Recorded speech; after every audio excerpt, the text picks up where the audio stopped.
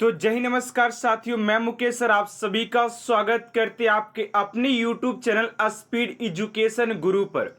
Student, अगर आप सभी भी आरपीएफ परीक्षा भर्ती परीक्षा 2024 एग्जाम की तैयारी कर रहे हैं तो यकीन मानिए स्टूडेंट, आज की क्लास आप सभी के लिए काफ़ी ज़्यादा इम्पोर्टेंट होने वाला है, क्योंकि स्टूडेंट आज की इस क्लास के अंदर आप सभी के लिए जीके के most important question 100 most important question लिया गया, जो कि आप सभी की आरपीएफ एग्जाम में बार बार पूछे जाने वाले प्रश्नों का संग्रह आज की इस क्लास के अंदर लिया गया।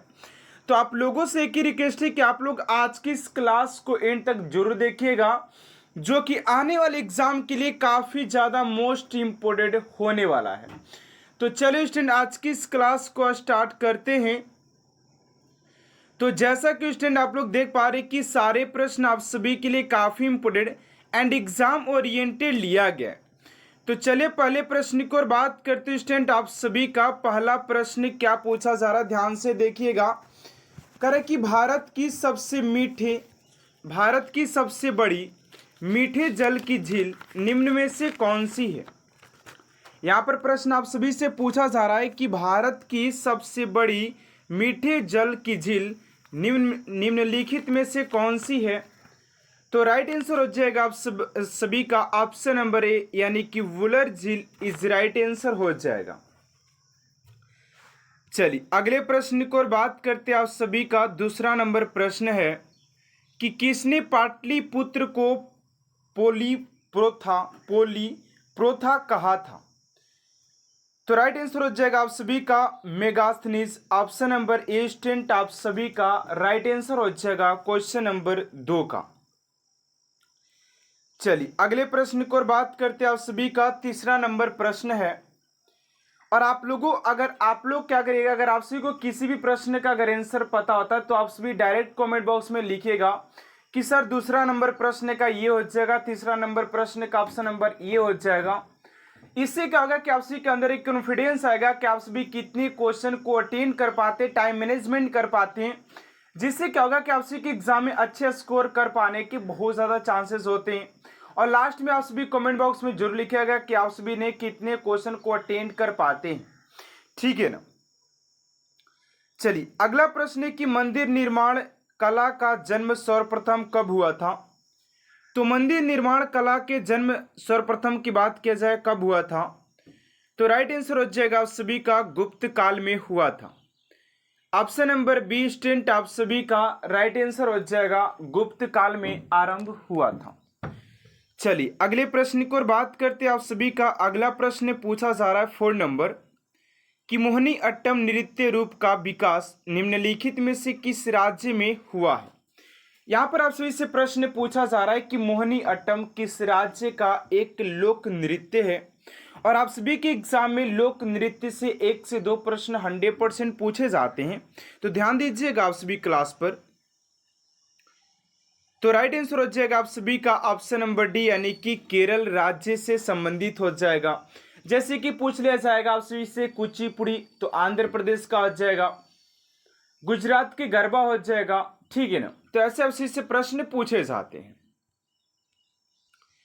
चलिए अगले प्रश्न की ओर बात करते हैं। आप सभी का 5 नंबर प्रश्न है कि गंगा एवं ब्रह्मपुत्र की संयुक्त जलधारा किस नाम से जानी जाती है।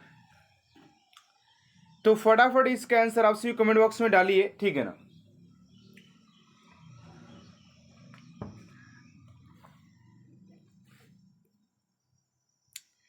तो राइट आंसर हो जाएगा आप सभी का ऑप्शन नंबर सी, यानी कि मेघना इज राइट आंसर हो जाएगा। चलिए अगले प्रश्न की ओर बात करते हैं। आप सभी का 6 नंबर प्रश्न पूछा जा रहा है कि दिल्ली के लाल किले का निर्माण किसने करवाया था। दिल्ली के लाल किले का निर्माण किसने करवाया था। तो फटाफट इसका आंसर आप सभी कमेंट बॉक्स में डालिए कि इस क्वेश्चन का राइट आंसर आप सभी का क्या हो जाएगा। तो दिल्ली के निर्माण की बात करें लाल किला का, तो राइट आंसर हो जाएगा आप सभी का शाहजहां के द्वारा किया गया था। ऑप्शन नंबर डी स्टूडेंट आप सभी का राइट आंसर हो जाएगा। चलिए अगले प्रश्न की ओर बात करते हैं। उससे पहले आप सभी से एक छोटा सा रिक्वेस्ट है कि अभी तक आपसे मेरे चैनल को सब्सक्राइब नहीं किए तो प्लीज स्टूडेंट इस चैनल को सब्सक्राइब कर साथ साथ बेल आइकन को प्रेस कर दीजिएगा ताकि ऐसा मोस्ट इंपोर्टेंट क्लास स्टूडेंट आप तक सबसे जल्द पहुंचते रहे। चलिए 7 नंबर प्रश्न की पटना को प्रांतीय राजधानी बनाया गया था। पटना को प्रांतीय राजधानी बनाया गया था तो 7 का जवाब आप सभी का शेर शाह ने बनाया था। शेर शाह ने बनाया था। ऑप्शन नंबर ए आप सभी का राइट आंसर हो जाएगा। चलिए अगले प्रश्न की ओर बात करते हैं। आप सभी का 8 नंबर प्रश्न है कि पृथ्वीराज विजय का लेखक कौन था। पृथ्वीराज विजय का लेखक निम्नलिखित में से कौन थे।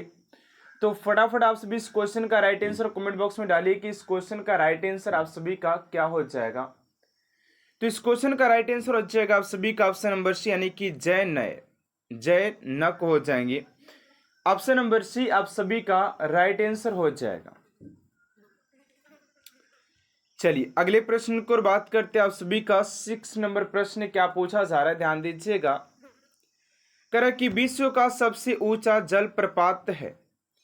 तो विश्व के सबसे ऊंचे जलप्रपात की बात करते हैं कि विश्व के सबसे ऊंचे जलप्रपात इनमें से कौन है।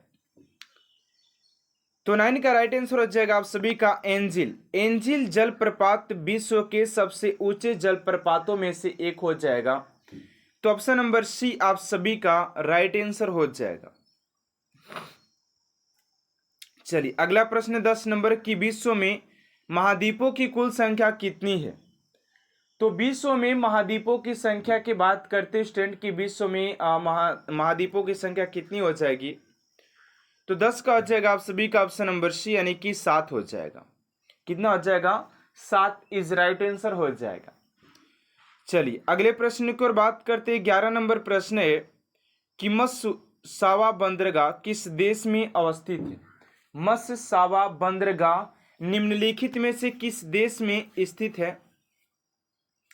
11 का हो जाएगा आप सभी का ऑप्शन नंबर डी यानी कि इरिट्रिया हो जाएगा। ऑप्शन नंबर डी स्टूडेंट आप सभी का राइट आंसर हो जाएगा। चलिए अगले प्रश्न की ओर बात करते 12 नंबर की विश्व के आटे की मंडी के नाम से कौन सा नगर जाना जाता है। विश्व की आटे की मंडी के नाम से कौन सा नगर जाना जाता है। तो 12 का जगह डी यानी कि डुलुथ। ऑप्शन नंबर डी आप सभी का राइट आंसर हो जाएगा।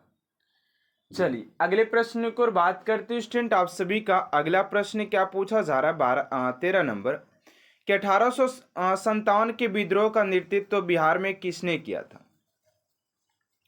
तो 1857 के क्रांति के विद्रोह के नेतृत्व की बात करें कि बिहार में किसने किया था। तो Kunwar Singh option number B आप सभी का राइट आंसर हो जाएंगे। चलिए अगले प्रश्न की ओर बात करते 14 नंबर की 1947 के भारतीय राष्ट्रीय कांग्रेस के दिल्ली अधिवेशन की अध्यक्षता किसने किया था। तो 14 का जगह बी यानी कि डॉक्टर प्रसाद हो जाएंगे। ऑप्शन नंबर बी आप सभी का राइट आंसर हो जाएगा।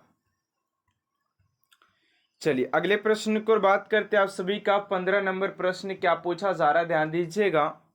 कह रहा कि भारतीय राष्ट्रीय कांग्रेस का 1938 का अधिवेशन किस शहर में हुआ। तो कह रहा है कि भारतीय राष्ट्रीय कांग्रेस का 1938 का अधिवेशन किस शहर में हुआ था। तो 15 का जाएगा आप सभी का ऑप्शन नंबर ए यानी कि हरिपुरा में। ऑप्शन नंबर ए स्टूडेंट आप सभी का राइट आंसर हो जाएगा क्वेश्चन नंबर 15 का। चलिए अगला प्रश्न है कि जोग जलप्रपात किस नदी पर स्थित है।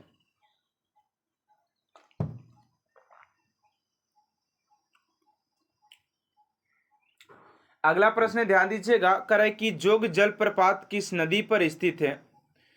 तो 16 का हो जाएगा आप सभी का ऑप्शन नंबर ए यानी कि शरावती नदी पर स्थित हो जाएगा। ऑप्शन नंबर ए स्टूडेंट आप सभी का राइट आंसर हो जाएगा। चलिए अगले प्रश्न की ओर बात करते 17 नंबर की नासिक किस नदी के किनारे स्थित है। पूछा जा रहा है कि नासिक किस नदी के किनारे स्थित हो जाएगा। तो इस क्वेश्चन का राइट आंसर हो जाएगा 17 का ऑप्शन नंबर डी यानी कि गोदावरी नदी हो जाएंगे। ऑप्शन नंबर डी आप सभी का राइट आंसर हो जाएगा। चलिए अगला प्रश्न है कि भारत में औद्योगिक वित्त का शिखर संगठन है। तो 18 का जाएगा आप सभी का ऑप्शन नंबर ए यानी कि IDBI। IDBI option number A आप सभी का राइट आंसर हो जाएगा क्वेश्चन नंबर 18 का। चलिए अगले प्रश्न की ओर बात करते हैं 19 नंबर की, भारत में न्यूनतम मजदूरी अधिवेशन कब लागू किया गया था। भारत में न्यूनतम मजदूरी अधिनियम कब लागू किया गया था। तो 19 का आ जाएगा आप सभी का ऑप्शन नंबर बी यानी कि 1948 में। चलिए अगला प्रश्न की बौद्ध शिक्षा का केंद्र था, बौद्ध शिक्षा का केंद्र था। तो इस क्वेश्चन का राइट आंसर हो जाएगा ऑप्शन नंबर ए यानी कि विक्रमशिला हो जाएगा। अगला प्रश्न, निम्न में से किस ग्रंथ में सर्वप्रथम देवकी के पुत्र कृष्ण का वर्णन किया गया है।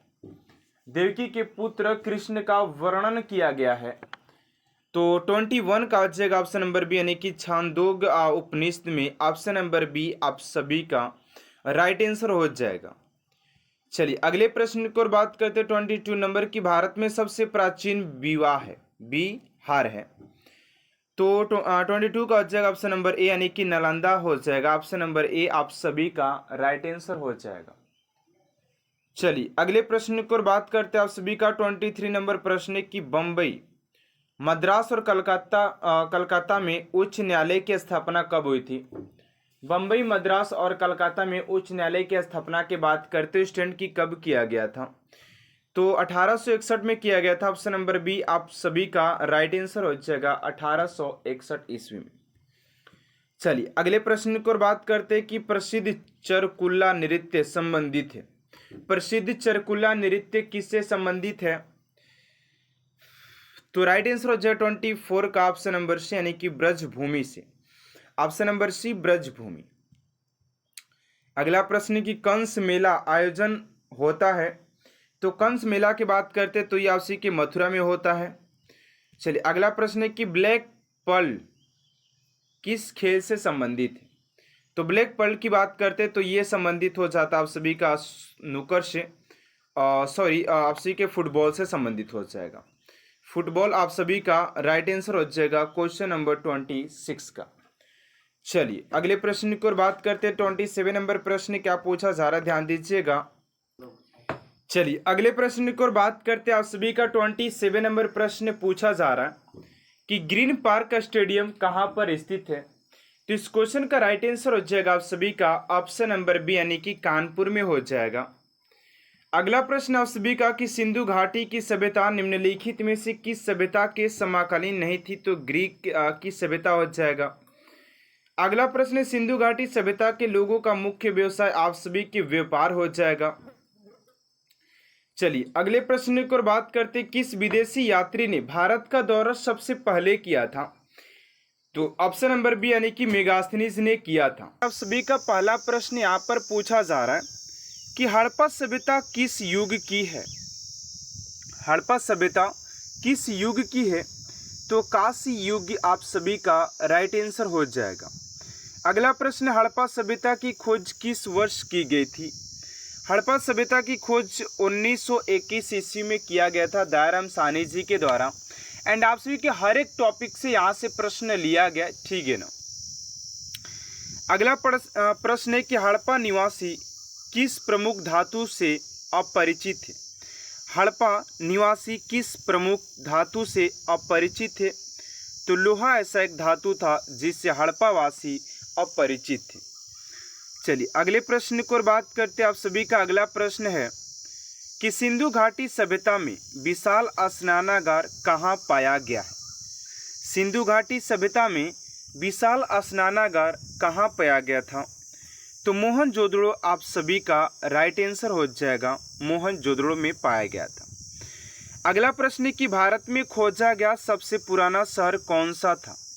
भारत में खोजा गया सबसे पुराना शहर कौन सा है था। तो हड़प्पा सभ्यता हो जाएगा। हड़प्पा जो था वो सबसे पुराना शहरों में से एक है, ठीक है ना। अगला प्रश्न आप सभी का 6 नंबर की, हड़प्पा सभ्यता में हल से जोते गए खेत के साक्ष्य कहाँ से मिले हैं। हड़प्पा सभ्यता में हल से जोते खेत का साक्ष्य कहाँ से मिला है। तो कालीबंगा से प्राप्त हुआ है, ठीक है ना। कालीबंगा आप सभी का राइट आंसर हो जाएगा।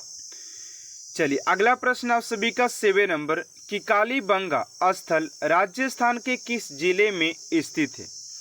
कालीबंगा स्थल राजस्थान के किस जिले में स्थित है।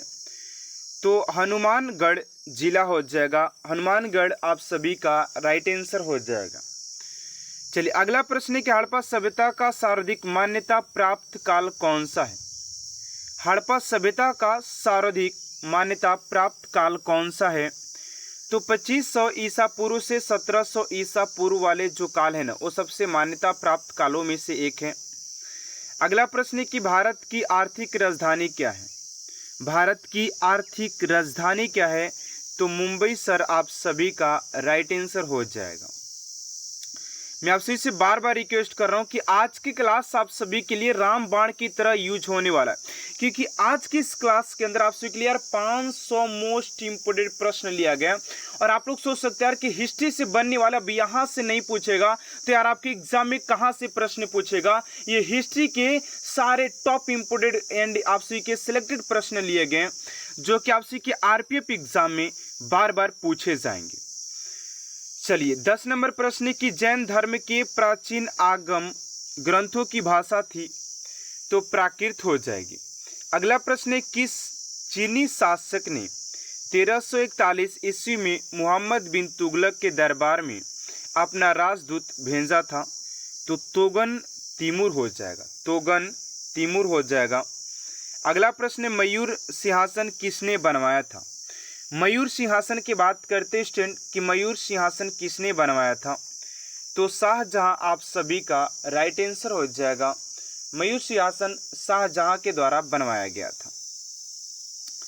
चलिए अगले प्रश्न को बात करते हैं एंड उससे पहले आप सभी से एक छोटा सा रिक्वेस्ट है कि अभी तक आप सभी हमारे चैनल को सब्सक्राइब नहीं किए तो प्लीज स्टूडेंट चैनल को सब्सक्राइब कर साथ साथ बेल आइकन को प्रेस कर दीजिएगा ताकि ऐसा मोस्ट इंपोर्टेंट क्लास स्टूडेंट आप तक सबसे जल्द पहुंचते रहे।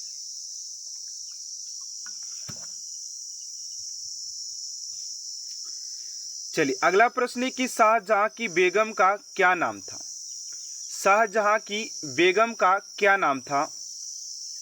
तो मुमताज इज राइट आंसर हो जाएगा। अगला प्रश्न मयूर सिंहासन को बनवाने वाले कलाकार का क्या नाम था। मयूर सिंहासन तो शाहजहां ने बनवाया था लेकिन कलाकार का क्या नाम था। तो बादल खां हो जाएगा। बादल खां आप सभी का राइट आंसर हो जाएगा। अगला प्रश्न है कि दिल्ली के सुल्तानों में ऐसा कौन था जिसने योग्यता के आधार पर पद देना प्रारंभ किया। दिल्ली के सुल्तानों में ऐसा कौन था जिसने योग्यता के आधार पर पद देना प्रारंभ किया। तो मुहम्मद बिन तुगलक ऐसा शासक था जो कि आप सभी की योग्यता के आधार पर पद देना आरंभ कर दिया था। चलिए अगले प्रश्न को बात करते हैं। आप सभी का अगला प्रश्न है 16 नंबर कि मोहम्मद बिन तुगलक ने अपनी राजधानी कहाँ स्थानांतरित की थी। मोहम्मद बिन तुगलक ने अपनी राजधानी कहाँ स्थानांतरित की थी। तो दौलताबाद हो जाएगा। दौलताबाद आप सभी का राइट आंसर हो जाएगा। अगला प्रश्न है कि मोहम्मद तुगलक के दरबार में किसने 17 साल गुजारे। मोहम्मद तुगलक के दरबार में किसने 17 साल गुजारे। तो बर्नी आप सभी का राइट आंसर हो जाएगा। ठीक है ना। अगला प्रश्न है कृषि के विकास के लिए मोहम्मद बिन तुगलक ने किस विभाग की स्थापना की। कृषि के विकास के लिए मोहम्मद बिन तुगलक ने किस विभाग की स्थापना किया। तो दीवान ए कोही विभाग की स्थापना किया था। चलिए अगले प्रश्न को बात करते हैं। आप सभी का 19 नंबर प्रश्न है कि मोहम्मद बिन तुगलक ने किसे चीन के शासक तोगन तिमूर के दरबार में अपना राजदूत बनाकर भेजा। इब्न तूता हो जाएगा। इब्न तूता इज राइट आंसर हो जाएगा। अगला प्रश्न है कि मोहम्मद बिन तुगलक को मानसिक रूप से विक्षिप्त किसने माना। मोहम्मद बिन तुगलक को मानसिक रूप से विक्षिप्त किसने माना। तो ब्रिटिश इतिहासकार एल्फिन स्टर्न ने माना था। अगला प्रश्न महावीर ने जैन धर्म के सिद्धांतों में कौन सा सिद्धांत जोड़ा था। महावीर ने जैन धर्म के सिद्धांतों में कौन सा सिद्धांत जोड़ा था? तो ब्रह्मचर्य सिद्धांत को जोड़ा गया था। चलिए अगले प्रश्न की ओर बात करते हैं। 22 नंबर प्रश्न है कि महावीर के निर्माण के बाद जैन संघ का अगला अध्यक्ष कौन हुआ?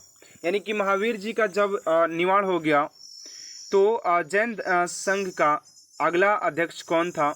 तो शुद्धमान हो जाएगा। चलिए अगला प्रश्न की बात करते हैं कि वैदिक काल में योग किसे कहा जाता था? वैदिक काल में योग किसे कहा जाता था? योग तो राइट आंसर हो जाएगा जौ को।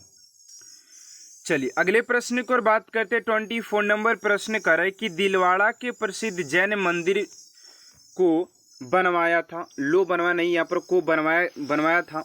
यानी कि दिलवाड़ा के जैन मंदिर को किसने बनवाया था? तो राइट आंसर हो जाएगा उसी का सोलकियो ने बनवाया था। सोलकियो इज राइट आंसर हो जाएगा क्वेश्चन नंबर 24 का। चलिए अगले प्रश्न की ओर बात करते हैं आप सभी का। अगला प्रश्न क्या पूछा जा रहा है? 25 नंबर प्रश्न है, कह रहे कि बौद्ध धर्म के प्रवर्तक गौतम बुद्ध का जन्म कब और कहाँ हुआ था? बौद्ध धर्म के प्रवर्तक गौतम बुद्ध का जन्म कब और कहाँ हुआ था? तो 563 ईसा पूर्व लुम्बिनी नामक ग्राम में हुआ था। 563 ईसा पूर्व लुम्बिनी नामक ग्राम में इनका जन्म हुआ था। अगला प्रश्न है कि शाक्य राजवंश के किस राजकुमार ने एक महान धर्म की स्थापना की? यार मैं आपसे इससे बार बार ये रिक्वेस्ट कर रहा हूँ कि आप लोग इस क्लास को एंड तक देखिएगा। अगर आप सभी उस वर्दी के सपने को साकार करना चाहते हैं तो इस क्लास को एंड तक देखिएगा, क्योंकि आज की क्लास आप सभी के लिए काफ़ी ज़्यादा इंपॉर्टेंट सिद्ध होने वाला है। क्योंकि आज की इस क्लास के अंदर हिस्ट्री के वो सारे प्रश्न लिए गए हैं जहाँ से कि आप सभी के एग्जाम में प्रश्न पूछे जाते हैं। ठीक है ना? तो राइट आंसर हो जाएगा आप सभी का सिद्धार्थ हो जाएगा। सिद्धार्थ आप सभी का राइट आंसर हो जाएगा। अगला प्रश्न कि आर्यों का प्रारंभिक जीवन निर्भर था। जो आर्य थे जो कि मध्य एशिया से आए थे, तो जो आर्यों का जो प्रारंभिक जीवन था किस पर निर्भर करता था? तो पशु चरण पर ही इनका जो जीवन था वो निर्भर करता था। प्रारंभिक जीवन की बात करते हैं तो ठीक है ना। चलिए अगले प्रश्न को और बात करते हैं आप सभी का। 28 नंबर प्रश्न है, कह रहा कि चित्रित धूसर मृतभांड का संबंध किस काल से है? चित्रित धूसर मृतभांड वैदिक सभ्यता से हो जाएगा। वैदिक सभ्यता इज राइट आंसर हो जाएगा। अगला प्रश्न है कि कनिष्क बौद्ध धर्म की किस शाखा का अनुयायी था जिसका प्रसार उसके मध्य एशिया व सुदूर पूर्व में किया गया? तो महायान हो जाएगा। महायान इज राइट आंसर हो जाएगा। अगला प्रश्न है काला की मथुरा शैली में मूर्तियों का निर्माण हुआ। काला की मथुरा शैली में मूर्तियों का निर्माण हुआ तो रेड सैंड स्टोन से पत्थर से। ठीक है ना? चलिए अगले प्रश्न की बात करते कि राजवर्धन की मृत्यु के पश्चात हर्षवर्धन सिंहासन पर आसीन हुआ। राजवर्धन की मृत्यु के पश्चात हर्षवर्धन सिंहासन पर आसीन हुआ 606 ईसा पूर्व में ईस्वी में। ठीक है ना? अगला प्रश्न, हर्ष महाराष्ट्र के किस शासक को पराजित नहीं कर सका? हर्ष महाराष्ट्र के किस शासक को पराजित नहीं कर सका? तो पुलकेशिन द्वितीय को पराजित नहीं कर सका था। किसको? पुलकेशिन द्वितीय को। अगला प्रश्न, बुद्ध ने अपना प्रथम उपदेश सारनाथ में दिया था। अगला प्रश्न है कि ऋग्वैदिक काल में आर्य लोगों का मुख्य व्यवसाय खेती करना था। किस वेद में प्राचीन वैदिक युग की संस्कृति के बारे में सूचना दी गई है? ऋग्वेद में। ऋषभदेव का उल्लेख किस में मिलता है? ऋग्वेद में। और ऋग्वेद सबसे पुराने वेदों में से एक है। इस बात को भी आप लोग ध्यान दीजिएगा कि ऋग्वेद सबसे पुराने वेदों में से एक है। चलिए अगले प्रश्न को बात करते 37 नंबर है कि विष्णु का सर्वप्रथम उल्लेख हुआ है। ऋग्वेद में। ऋग्वेद का वणिक सभ्यता सैनिक कुलीन तंत्र है। किसके शासनकाल में 1398 में तैमूर ने दिल्ली पर आक्रमण किया? तो नासारुद्दीन महमूद तुगलक के शासनकाल में। चलिए अगला प्रश्न आप सभी का कि निजामुद्दीन औलिया किस तुगलक से समकालीन थे? तो गयासुद्दीन तुगलक हो जाएंगे। क्या हो जाएंगे? गयासुद्दीन तुगलक आप सभी का राइट आंसर हो जाएगा। चलिए अगला प्रश्न है कि सारनाथ स्तंभ का निर्माण किसने करवाया? सारनाथ स्तंभ का निर्माण किसने करवाया था? तो अशोक ने करवाया था। अशोक के सारनाथ स्तंभ के निचले भाग पर कौन से जानवर निरूपित है? हाथी, घोड़ा, सांड एवं सिंह हो जाएगा। चलिए अगले प्रश्न को बात करते हैं। 43 नंबर प्रश्न है कि किसने सहिष्णुता, उदारता और करुणा के त्रिविध आधार पर राजवंश की स्थापना की थी? तो अशोक आप सभी का राइट आंसर हो जाएगा क्वेश्चन नंबर 43 का। अगला प्रश्न, अशोक ने कहा चोल, पांड्य, केरल पुत्र और सतीय पुत्रों का अपनी पड़ोसी शक्तियों के रूप में उल्लेख किया है? तो शिलालेख द्वितीय में। अशोक के अभिलेख में किस एकमात्र पुत्र की चर्चा है? तो तीवर की। ठीक है ना, तीवर की। चलिए अगला प्रश्न है कि दिल्ली सल्तनत में सबसे लंबी अवधि तक किस राजवंश का शासक था? तो तुगलक हो जाएगा। अशोक के अभिलेख में उसके किस एकमात्र पुत्र की चर्चा है? तीवर हो जाएगा। चलिए अगला प्रश्न आप सभी का कि हिंदू सत्ता की राजधानी दिल्ली से दौलताबाद किस शासक ने स्थानांतरित की थी? तो मोहम्मद बिन तुगलक ने किया था। मोहम्मद बिन तुगलक आप सभी का राइट आंसर हो जाएगा। अगला प्रश्न, अशोक ने अपने किस शिलालेख में स्वयं का उल्लेख किया है? तो मास्की। मास्की में अशोक ने स्वयं को उल्लेख किया है। तो मास्की आप सभी का राइट आंसर हो जाएगा। चलिए अगला प्रश्न है कि अशोक के ब्राह्मी अभिलेखों को सर्वप्रथम किसने पढ़ा था? तो जेम्स प्रिंसेप ने पढ़ा था। जेम्स प्रिंसेप ही एक ऐसा था जिसने अशोक के शिलालेख को पहली बार पढ़ा था। और यहाँ पर हम लोगों ने सिर्फ 15 मिनट में 50 क्वेश्चन को कवर किए। और अभी तो हमारे पास बहुत ऐसे क्वेश्चन हैं जो कि आपसे के एग्जाम में पूछे जाने वाले हैं। तो सारे प्रश्नों को आप लोग कवर करके जाइएगा, ठीक है ना। श्रीनगर की स्थापना किस शासक ने की थी? अशोक ने। आप सभी को ये नहीं कि यार कुछ भी काम करें आप लोग देख सकते हैं यार, बस आप सभी को गौर से इस क्लास पर फोकस करना है, बस एक बार रिवीजन करना है 500 प्रश्नों का और कुछ नहीं करना है, ठीक है ना। चलिए अगला प्रश्न 52 नंबर कि मध्यकालीन भारत का प्रथम शासक कौन था जिसने सती प्रथा पर निषेध लगाया? मोहम्मद बिन तुगलक ने। किस सुल्तान ने सर्वप्रथम उत्तर भारत में सिंचाई हेतु नहरों का जाल सा फैला दिया? तो फिरोज तुगलक ने। मराठा शक्ति का उदय 17वीं शताब्दी के उत्तरार्ध में हुआ था। मराठा शक्ति का उदय 17वीं शताब्दी उत्तरार्ध में हुआ था। अगला प्रश्न आप सभी का कि किसके नेतृत्व में 17वीं शताब्दी के उत्तरार्ध में मराठा शक्ति का जन्म हुआ? तो शिवाजी हो जाएगा। बाबर का जन्म कब और कहाँ हुआ था?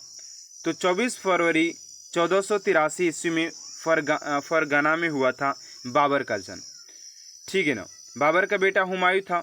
बाबर ने बात करें तो आपसे के पानीपत का प्रथम युद्ध, आपसे के हुदड़ो, घाघरा, और बात किया जाए आपसे के खानवा का युद्ध लड़ा था जिसमें ये चारों युद्ध में विजय प्राप्त किया था।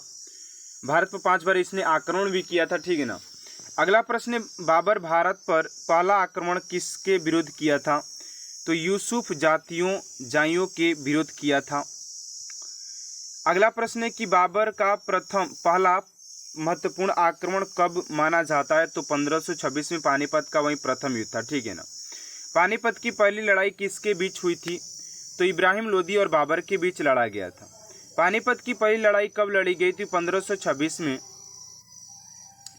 चलिए अगला प्रश्न आप सभी का कि खानवा का युद्ध कब और किसके बीच हुआ? तो 1527 में राणा संगा और बाबर के बीच हुआ था। किसके बीच? तो राणा संगा और बाबर के बीच हुआ था। चलिए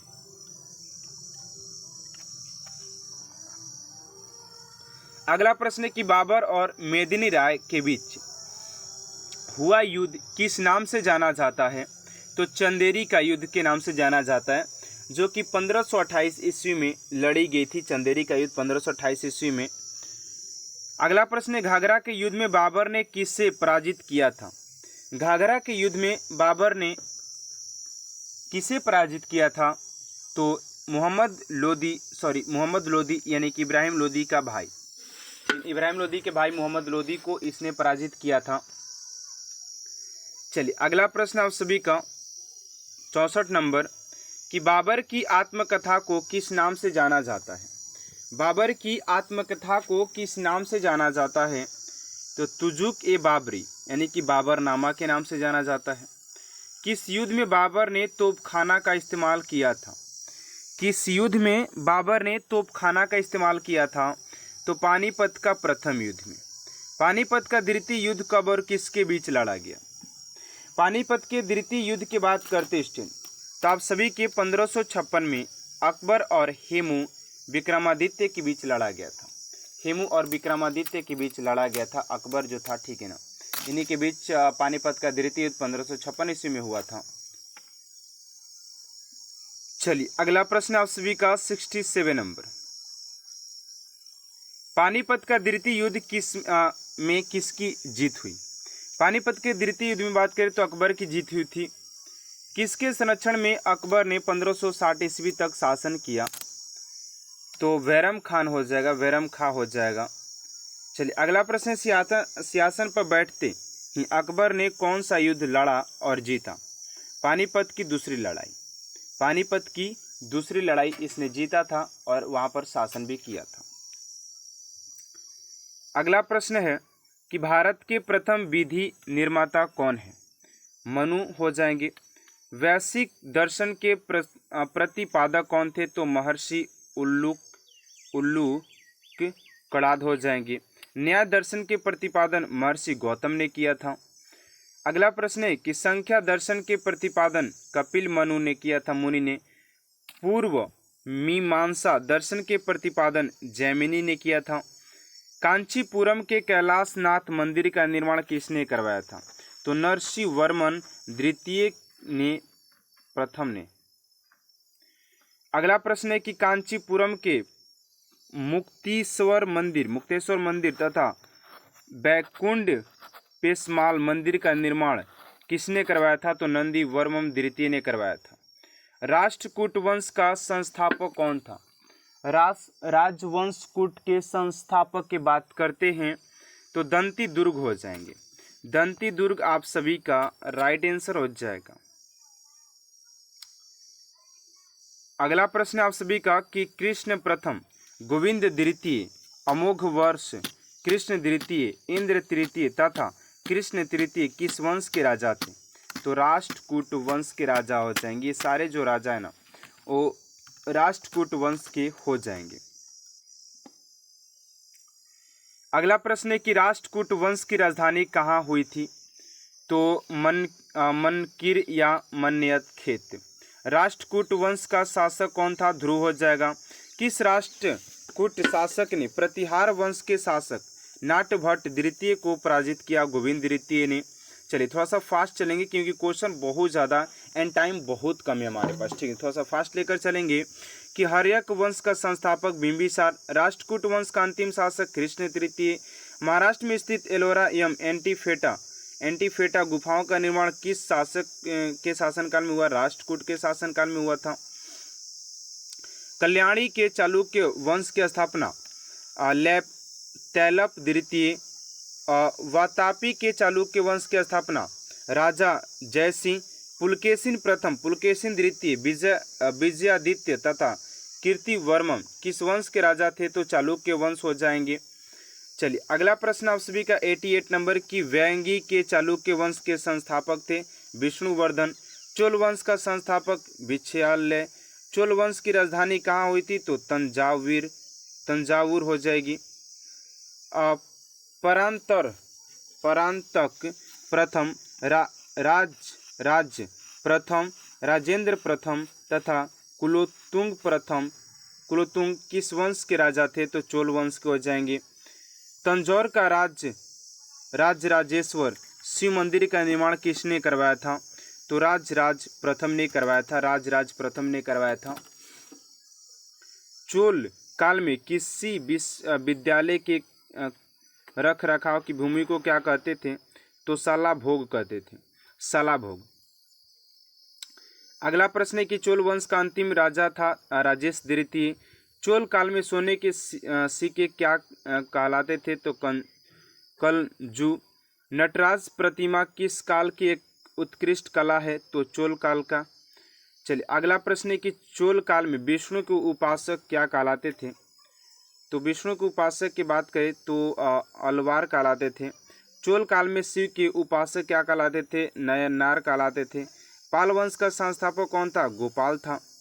चलिए अगला प्रश्न आप सभी का कि पाल वंश की राजधानी कहाँ हुआ करती थी? तो मुंगौर में।